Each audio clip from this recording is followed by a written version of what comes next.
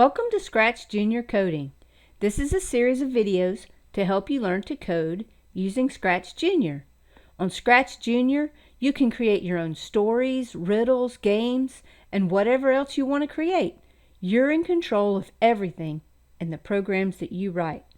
For today's lesson, we're going to explore some built-in help that you'll find in ScratchJr. I know you're familiar with the area down here that has all your projects.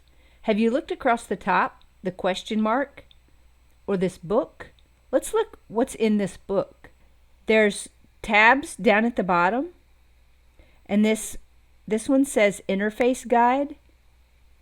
It shows you all the different parts of your screen.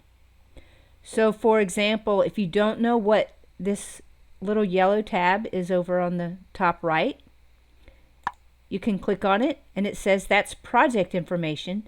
That's where you can change the title of your project, see when the project was created, and share the project.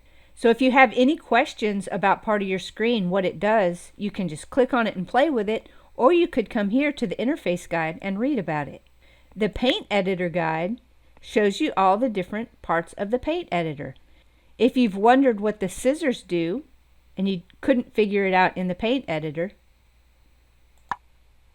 you can see that that's cut.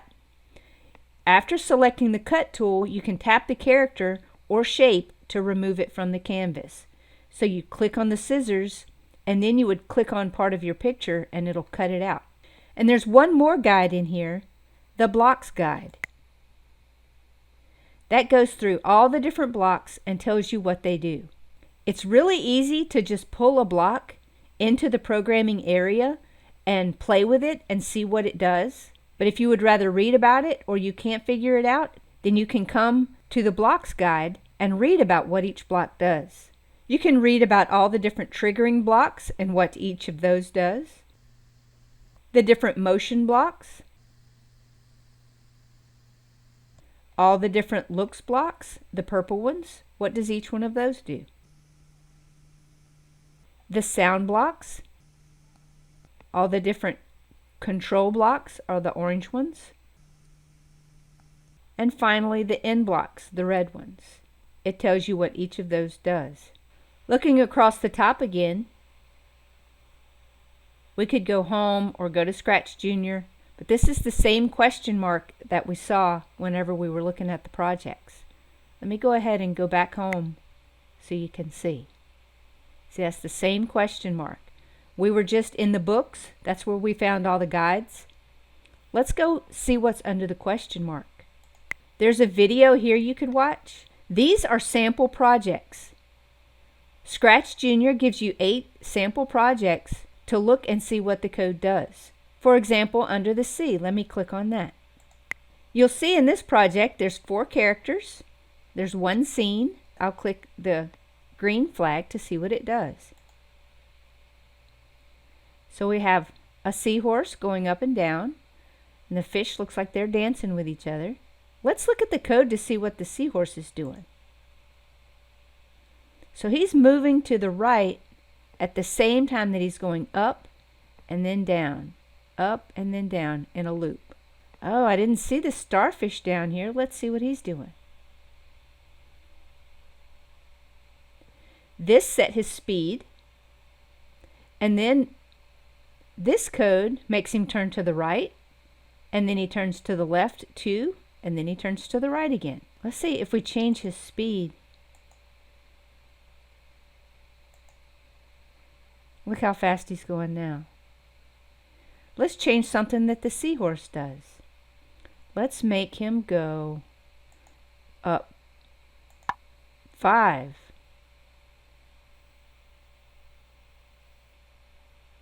He's jumping up a lot higher now.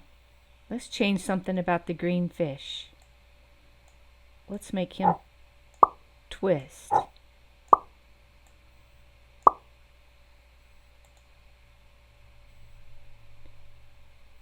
You see that this is different than your other projects. You can't add a scene, you can't add characters, but you can play with the code just to learn how to do it. It's a great place to practice.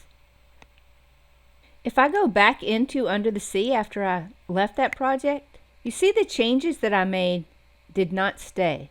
So you can't mess these projects up. You can't save your changes, but you also can't mess them up. So feel free to come in here and just play with them. Let's see what the project dance is all about. I'll make this full screen and then we'll click the green flag.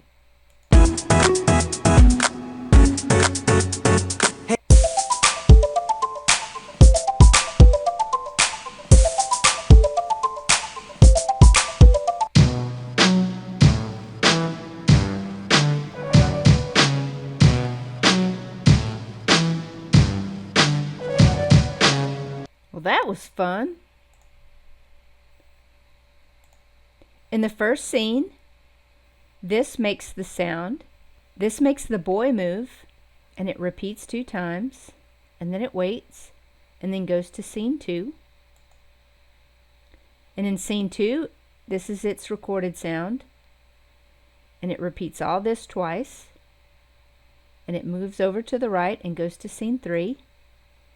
And then in scene 3, this is repeated 3 times, and then all of this is repeated 2 times.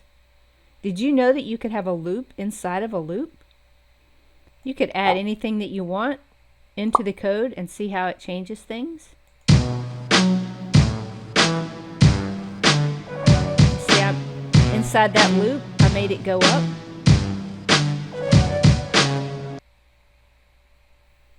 But for today, what you need to do is come into these sample projects and just play around with it and open them up and look at the code and see what they're doing. Come look at these animals and see that whenever you tap the pig, oink, oink, oink, it's going to make this sound and then jump up.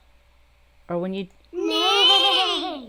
tap the horse, what does it do? It plays this recorded sound. And then he wiggles back and forth. So play around with those sample projects. See what you can learn from them. And that's the end of this lesson. This free coding lesson was provided by STEMinGames.